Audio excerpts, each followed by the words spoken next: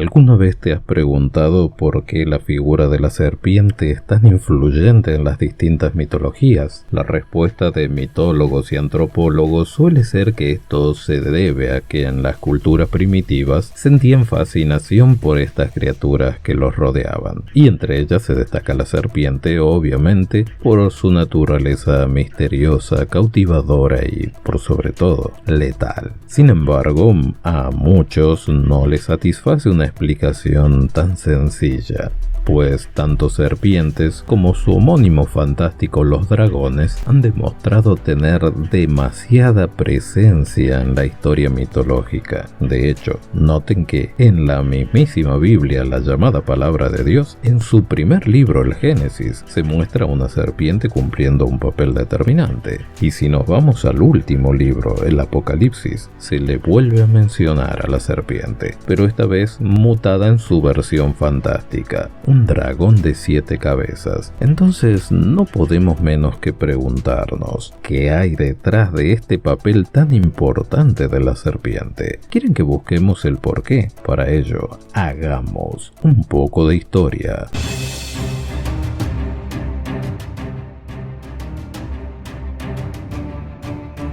La imagen de la serpiente ha tenido una gran influencia en numerosas culturas. Representa una variedad de simbolismos y significados. Por ejemplo, era un símbolo frecuente entre las religiones paganas y un objeto de adoración. En la Mesopotamia, particularmente en Canaán y Egipto, la serpiente era el símbolo de la fecundidad, y debido a su característica de mudar la piel en repetidas ocasiones, se la usó como una representación de la vida eterna. En el caso de los egipcios y los primeros habitantes de la isla de Creta, los minoicos, ya ellos adoraban a la serpiente como una deidad. De hecho, recuerden que los faraones tenían la práctica de llevar el urio, una representación de la serpiente sagrada colocada en la parte frontal de su tocado. Esta era una señal de protección por parte de la diosa serpiente Watchit. En el pueblo de Israel, muchos llegaron a hacer sacrificios a una serpiente de cobre, que Yahvé le ordenó hacer a Moisés. Aunque permítanme aquí una pequeña digresión. Me resulta interesante que un dios que prohibió la idolatría bajo pena de muerte, ahora les mande adorar la imagen de la serpiente de cobre. Estamos ante una de las tantas supuestas contradicciones que dicen algunos que hay en la Biblia, ¿o existirá alguna explicación coherente de esto que Dios les pide? Bueno, la respuesta es interesante, pero como no viene al caso, la dejaremos para otra ocasión. Si sabes la respuesta, te estoy leyendo en los comentarios.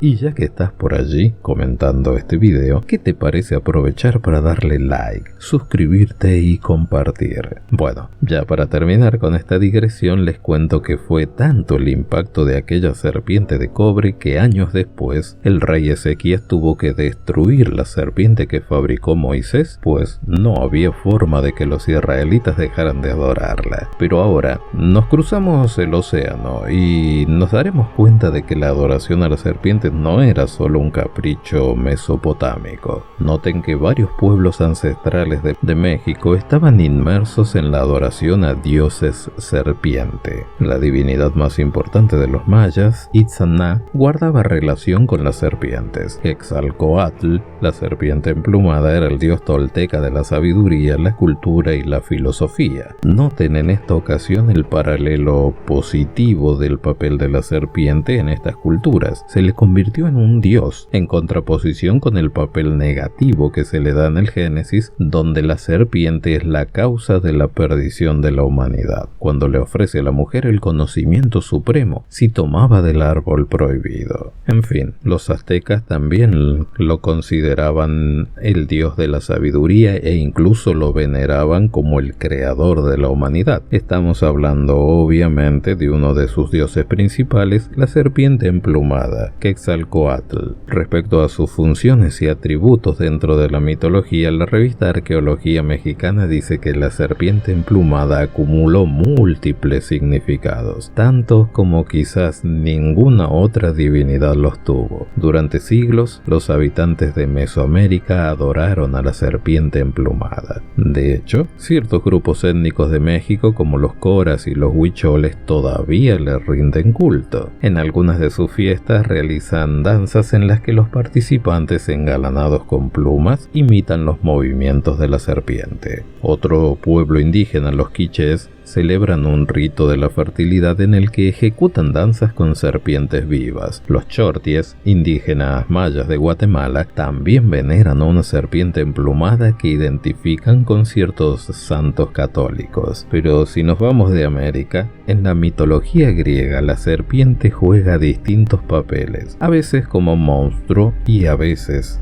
no muy distinto al de las mitologías que acabamos de mencionar. Aquí, una vez más, la serpiente es el símbolo universal del conocimiento, y así era para los griegos, pues la serpiente también es asociada con el dios de la medicina, Asclepio, cuyo símbolo es un bastón con una serpiente enrollada alrededor, símbolo de sapiencia. En la mitología nórdica, la serpiente Jormungandr es otro personaje importante. Esta es una serpiente gigante que rodea el mundo y se enfrentará en una batalla al final de los días contra el dios Thor. En realidad contra todos los dioses, pero su enfrentamiento será directo con Thor en un evento conocido como el Ragnarok, algo así como el apocalipsis nórdico. Si desean saber más sobre Jormungandr o sobre el mismo Ragnarok, les dejo un par de videos allí en la descripción de este video para que puedan ir a ver esta historia si les interesa. Bueno, se cree que la serpiente, o sea el Jormungandr, representa al mar y la naturaleza caótica e impredecible del océano, pero otros creen ver en Jormungandr un símbolo de la eternidad, ya que se relaciona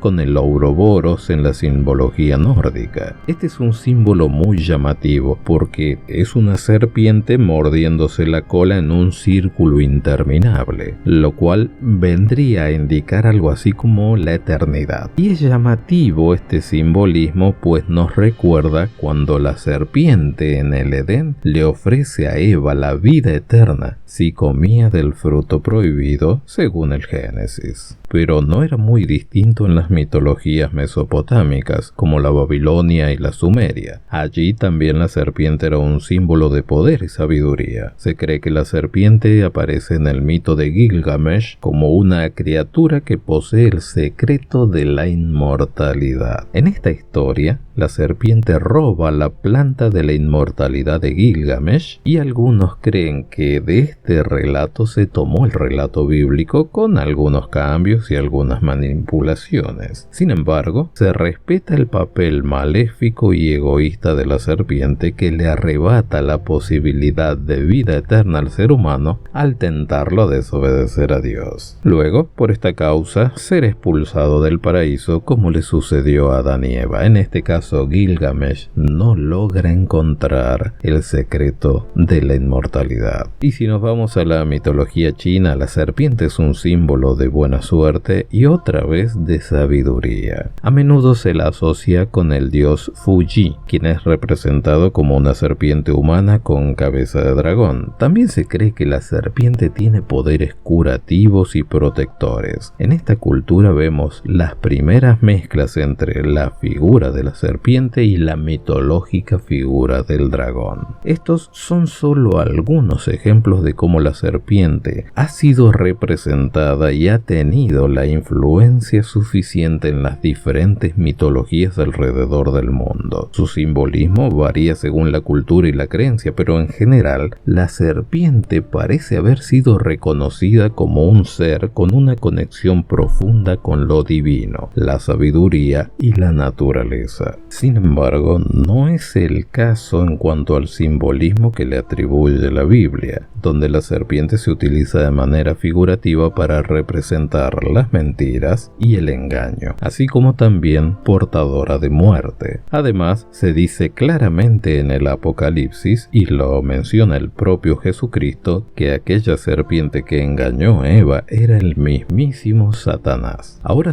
nos surgen algunas preguntas. ¿Por qué usó Satanás una serpiente para hablar con Eva? Bueno, los biblistas no se ponen de acuerdo sobre este punto. Quizás tú tengas tu propia opinión, ¿verdad? Bueno, aquí te van algunas teorías. Hay que admitir que Satanás supo elegir bien a su víctima, dicen algunos. Sabía que Eva era el ser más joven e inexperto del universo, así que ideó una treta maliciosa, así como si de un ventrílocuo se tratara. Le hizo creer que quien le hablaba era una serpiente, un animal sigiloso por naturaleza. De este modo logró esconder su identidad y sus verdaderas intenciones, y a la vez logró captar la atención de la mujer y que bajara la guardia. Por ello, para empezar, capturó el interés de Eva, pues ella sabía que las serpientes no hablan. No olvidemos que según el relato bíblico fue su esposo Adán quien estudió los animales, incluida la serpiente, y hasta les puso nombre a todos ellos, así que es muy probable que ella también conociera bien a este reptil. El hecho es que a Eva le picó la curiosidad y acabó fijando su atención en lo único que tenía prohibido tocar en todo el jardín, en ese árbol. Por otra parte, supongamos que la serpiente estaba entre las ramas del árbol prohibido. En tal caso, la treta del diablo pudo haber llevado a Eva a pensar que la serpiente había comido del fruto y que por eso era capaz de hablar. Incluso puede que se dijera, si el fruto ha tenido este efecto en una serpiente, un animal, ¿qué ocurriría si lo como yo? No sabemos a ciencia cierta si a Eva se le pasó esta idea por la cabeza o no, ni tampoco si la serpiente comió del árbol y por eso logró hablar. En fin, según el relato, la mujer prefirió creerle al animal, pero si deseas saber más detalles de este suceso, te dejo en la descripción un video que habla del árbol prohibido del Edén. La versión que recién les mencioné es muy popular y está apoyada en comentarios de la tradición hebrea, los cuales a su vez sirvieron de inspiración para muchos libros trascendentes en la historia, algunos de fantasía y otros hasta de cierta erudición. Por ejemplo, esta versión la usó como argumento para su libro El Paraíso Perdido de John Milton, o también lo usó en su compilación de historias que hace Robert Graves en su obra Mitos Hebreos. Todos ellos entienden que la versión más aceptada es que la serpiente, sin develar que en realidad era usada como una marioneta por un ser espiritual, le hizo creer a la mujer que su capacidad de hablar la tenía por haber comido del fruto. Pero vamos a la pregunta. ¿Por qué usar a la serpiente? Bueno, algunos esgrimen que el diablo tenía otra razón para esconder su identidad, en este caso tras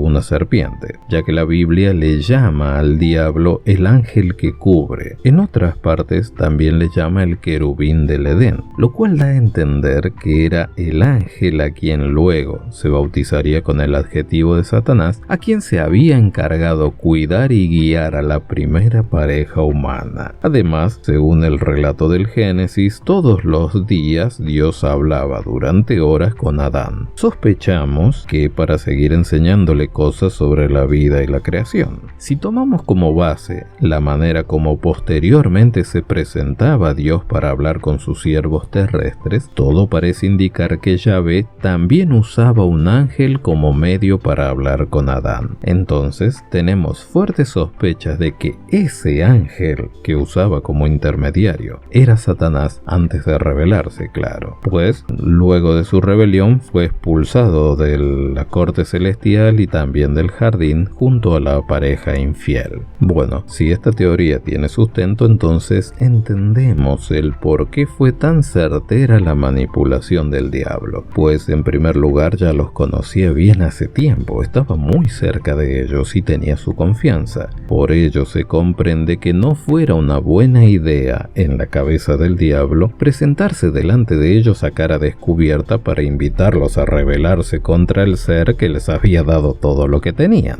ya que pienso que si se mostrase tal cual era y quién era, esto levantaría sospechas de que algo andaba mal, pues, piénsenlo, un ángel de Dios los incitaba directamente a rebelarse. Por ello creemos que recurrió a usar a la serpiente como su tapadera. En el relato bíblico de cómo se desenvuelve este suceso, encontramos un detalle llamativo como mínimo. Bueno, quizás algunos sabemos que luego del pecado original Dios maldice a los primeros humanos y les explica la sentencia que deberían enfrentar por lo que acababan de hacer. Luego de esto Dios se dirige a la serpiente y según lo registra Génesis 3:14, Yahvé le dice a la serpiente como parte de la maldición que le echaba: sobre tu vientre andarás y polvo es lo que comerás todos los días de tu vida, según como lo traduce la versión del Nuevo Mundo. Quizás se pregunten, ¿qué tiene de llamativo este pasaje? Bueno, este es el único pasaje en la Biblia en que se da alguna indicación de que la serpiente en un tiempo no se arrastraba sobre su vientre, si no, no tendría sentido este castigo, ¿verdad? Pero este pasaje nos hace surgir más dudas. Yo me pregunto, según lo que acaban de decir las palabras del Génesis, ¿perdió la serpiente piernas o patas o alas, según algunos, que usaba para moverse, antes de que Dios le aplicara esta maldición?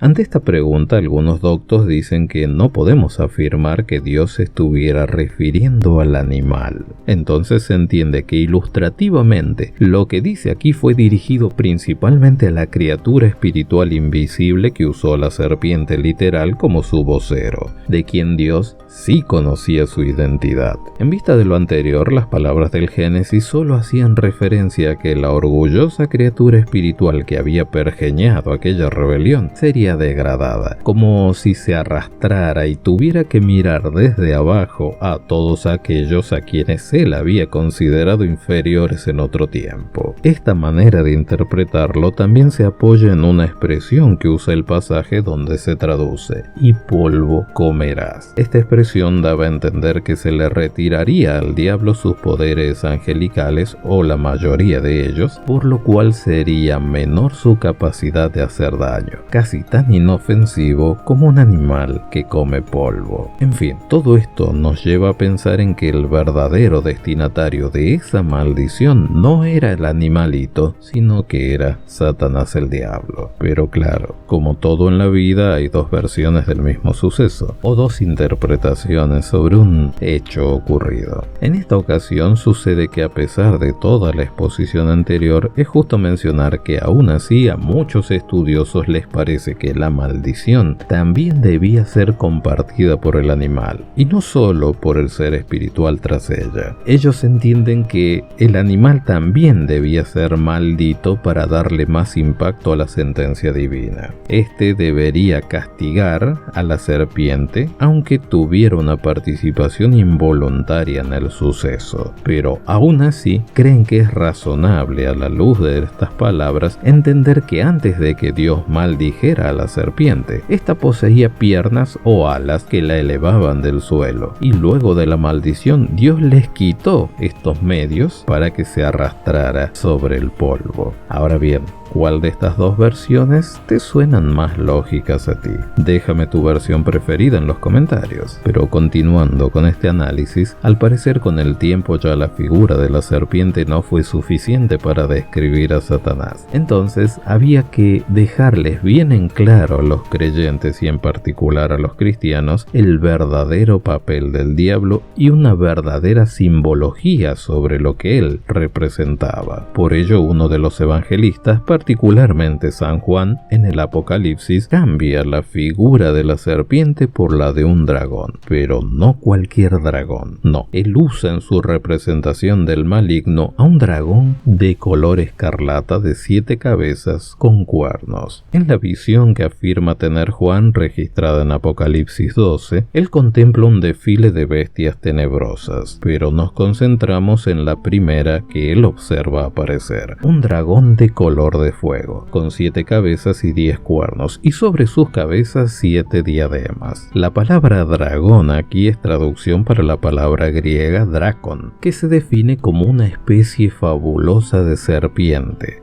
Noten, de serpiente. De allí deriva la palabra española dragón, que describe a una serpiente escamosa, fabulosa y monstruosa, de cabeza crestada y garras enormes. Y para cualquiera con mínimos conocimientos de mitología, esta descripción que hace el apóstol sobre la figura del dragón con múltiples cabezas nos recuerda que es un clásico esta figura en la mayoría de las mitologías. De hecho, acompáñenme a hacer un breve repaso. Tenemos a uno de los dragones más famosos en las chocoaventuras de nuestro amigo Hércules, quien debió darse de madrazos con la hidra de Lerna, animal que es, según la mitología griega, un temible monstruo acuático con 7 cabezas, y se complicaba pelear contra este bicho ya que crecían 2 cabezas cada vez que le cortabas una, lo que la hacía casi imposible de derrotar. Hércules eventualmente logró matarla cortando sus cabezas y cauterizando los cuellos para evitar su regeneración. Pero no naveguemos en detalles innecesarios. Pero ni crean que este tipo de dragones es exclusivo solo de la rica mitología griega, no, para nada. Pues tenemos también a las nagas, quienes en la mitología hindú y budista son serpientes divinas con múltiples cabezas. Algunas representaciones pictóricas los describen con 7 cabezas, cada una de ellas simbolizando una de las serpientes divinas más poderosas del panteón. Ahora bien, ¿qué representan o qué representa esta serpiente de múltiples cabezas en esta mitología? A menudo son considerados guardianes de tesoros y fuentes de conocimiento. ¿Notaron? Otra vez la figura de la serpiente o el dragón relacionado con la sabiduría. Pero para seguir viendo el papel del dragón no tenemos que irnos muy lejos. Ya tenemos allí en la vecina mitología japonesa donde nos aparece el Orochi, que es un dragón de 8 cabezas, pero su simbolismo se asemeja al concepto de un dragón de 7 cabezas. Según la leyenda, el héroe Susanoo derrotó a Orochi utilizando estrategias astutas y espadas divinas. Pero en fin, Japón también tiene a su dragón de 7 cabezas. Pero si de bestias de mal aliento hablamos, ¿cómo olvidarnos de Apophis, quien en la mitología egipcia era una serpiente celestial asociada con el caos y la destrucción? Aunque generalmente se le representa con una sola cabeza, algunas ilustraciones los muestran con 7 cabezas o incluso más. Apophis fue considerado un enemigo de Ra, el dios que representa al sol, y esta serpiente intentaba devorar el barco solar de Ra cada noche. Si en algún momento el héroe perdía esta batalla, la serpiente Apophis establecería su reinado de oscuridad por toda la eternidad. Está más que claro el papel importante del dragón de varias cabezas en las distintas mitologías. Sin embargo, alguien podría decir, ¿qué pruebas hay de que estos dragones tienen alguna relación entre sí? Y claro, que tienen alguna relación con el dragón que vio San Juan. Bueno, ya abordaremos ese asunto en breve, pero primero contestemos a esto. ¿Quién es este dragón bestial del Apocalipsis? Bueno, la profecía misma nos dice de manera directa: fue arrojado abajo el gran dragón, la serpiente original, el que es llamado Diablo y Satanás, el cual está desviando a toda la tierra, según lo registra Apocalipsis 12. Entonces, queda clara su identidad, por lo menos por la afirmación del apóstol. Ahora bien, ¿tiene un porqué el que posea tantas cabezas y otros detalles que le da la visión profética? Al parecer sí. Por ejemplo, en las escrituras el número 10 es un símbolo de totalidad y los cuernos simbolizan poder. Hablamos claro de los cuernos que tiene esta bestia. En este caso, los 10 cuernos de este dragón, por lo tanto, representarían que él tenía poder total como el poderoso Dios de este mundo que él apartó del Altísimo.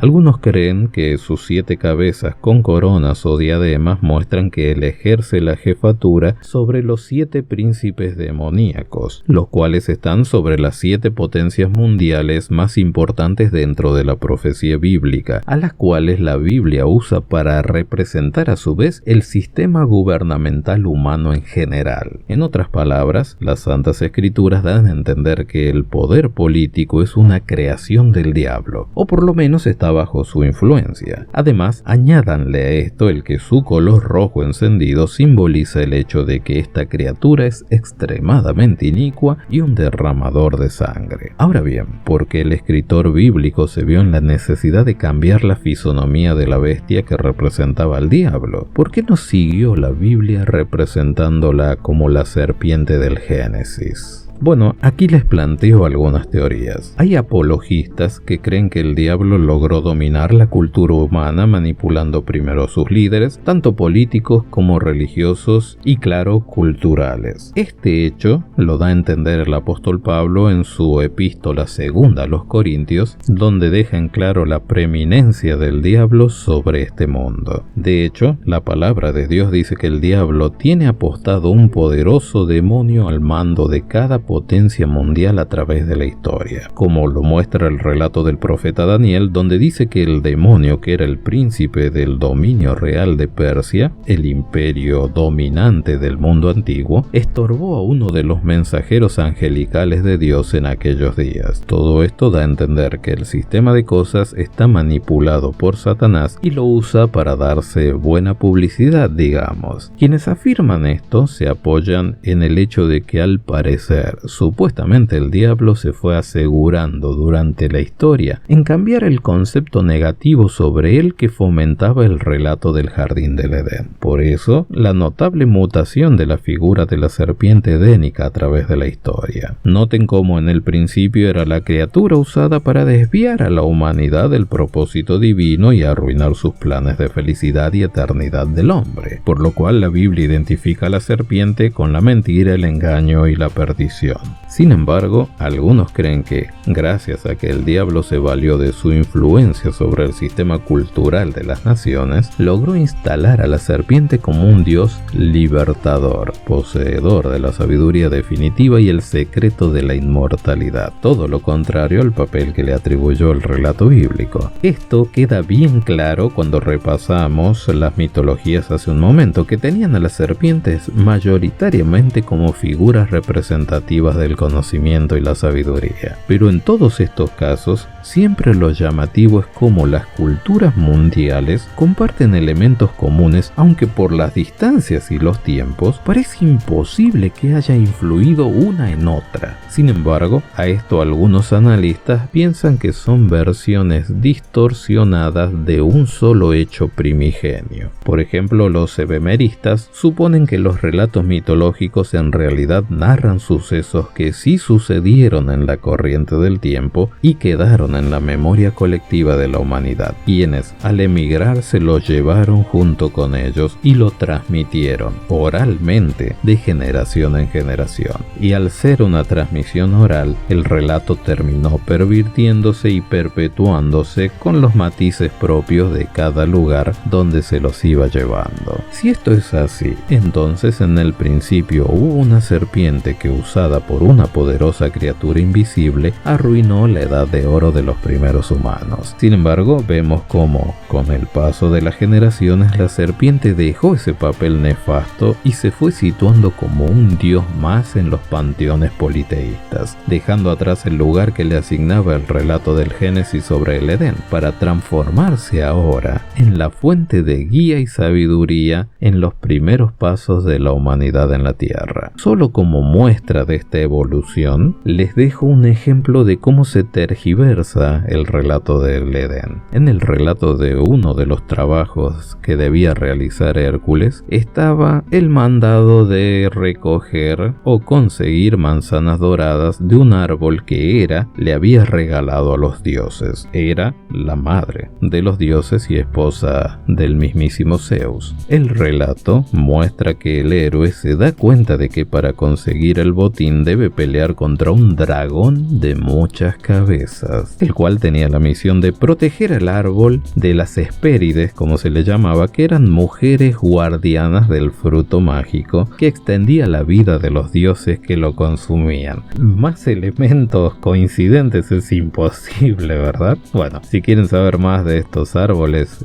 tienen un video que explica estas similitudes entre los árboles bíblicos y los árboles mitológicos. Se los dejo también allí en la descripción. Sin embargo, está más que clara la relación entre uno y otro relato, ¿verdad? Pero ahora, volviendo al relato del libro del Apocalipsis, dejamos claro quién era. Ahora bien, ¿a qué se dedicaría este dragón luego de lo sucedido en el Edén? La respuesta la tenemos otra vez en el Apocalipsis. Allí dice que este dragón arrastró la tercera parte de las estrellas del cielo. ¿A qué se refieren estas enigmáticas palabras? Bueno, está más que claro que no se refiere a las estrellas literales, y lo afirmamos en vista de lo que muestra el libro bíblico de Job, donde a los ángeles de Dios se les llama estrellas de la mañana. A estas criaturas se les llama apropiadamente estrellas porque residen en los cielos espirituales, así como las estrellas literales están en los cielos o firmamento literal. Develada esta incógnita, entonces, ¿qué significa que el dragón o el diablo haya arrastrado la tercera parte de ellos? Parece que las estrellas a que se hace referencia Apocalipsis 12 son criaturas espirituales que llegaron a ser demonios como resultado de su desviación de la voluntad divina. O sea, ángeles que, al igual que el mismísimo Satanás,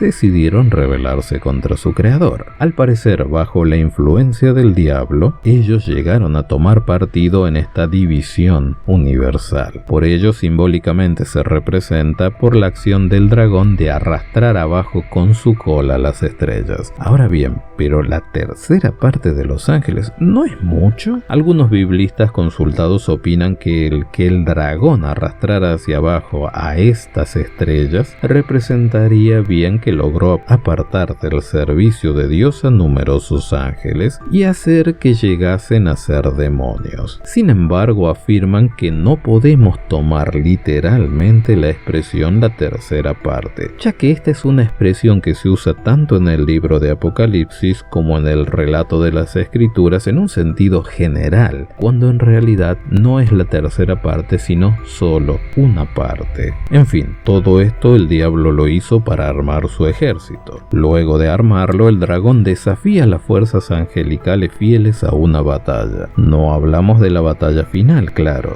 sino una por la permanencia en los cielos, donde el diablo y sus huestes ya no eran bienvenidos. Entonces el cielo le responde al desafío enviando al arcángel Miguel con sus ejércitos. Obviamente este le da de hostias y termina derrotándolos, luego de lo cual lo arrojan a la vecindad de la tierra, donde este dragón de color de fuego, habiendo sido arrojado del cielo, según el Apocalipsis, está muy enojado, sabiendo que le queda muy poco tiempo de vida. Algunas confesiones y biblistas dicen que esta batalla sucedió inmediatamente después de la rebelión en Edén, cuando Dios decidió el ostracismo de su hijo rebelde. Sin embargo, esto no puede ser, porque no coincide con el relato, ya que en el libro del Apocalipsis mismo se muestra que luego de esta batalla que les acabo de mencionar, él no podría volver a comparecer ante la presencia del Altísimo. No se vuelve a mencionar el que el diablo se presente ante Dios. Sin embargo, miles de años antes de que Juan pusiera por escrito estas palabras, Moisés dijo que Satanás aún tenía acceso a la corte celestial, por lo que menciona en el libro de Job, por lo cual esta batalla de la que habla el Apocalipsis no puede ser la batalla que haya sucedido inmediatamente al principio de la creación humana. Otros dicen que esta batalla está en el futuro, ya que es una visión del apóstol sobre la batalla final entre el bien y el mal. Sin embargo, esto tampoco coincide con el contexto de las palabras de San Juan, pues en la batalla final, la cual será luego de los 1000 años, al diablo se le destruirá. No es que se le enviará a ningún lado, sino, como dice el Apocalipsis, se le dará la muerte segunda, o sea, la destrucción definitiva en un simbólico lago de fuego y azufre. Pero sí,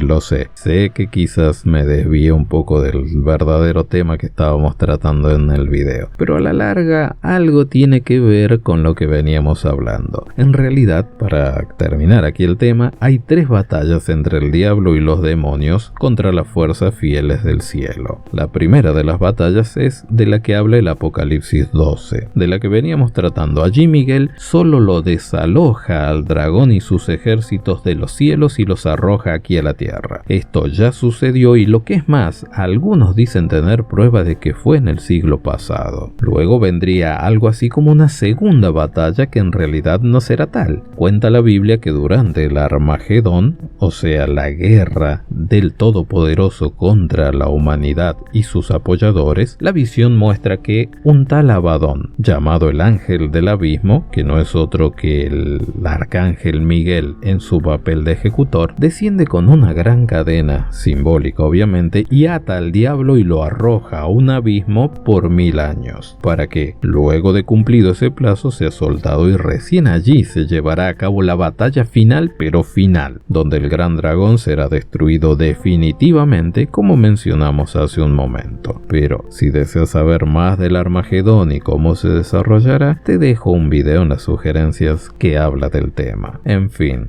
así es como llegará a su conclusión la carrera de aquel personaje que usó una serpiente como un ventrílocuo usa un muñeco, para que los humanos se plegaran a su rebelión contra Dios. Y vemos cómo evolucionó su identificación en las distintas mitologías hasta convertirse en un gran dragón que manipula el sistema político según el apóstol Juan. Este es el papel de estos personajes a lo largo de la historia y de la cultura. Así llegamos al final de este video. Espero te haya gustado. Dale like, comenta, suscríbete y comparte. Será hasta la próxima y gracias por estar allí.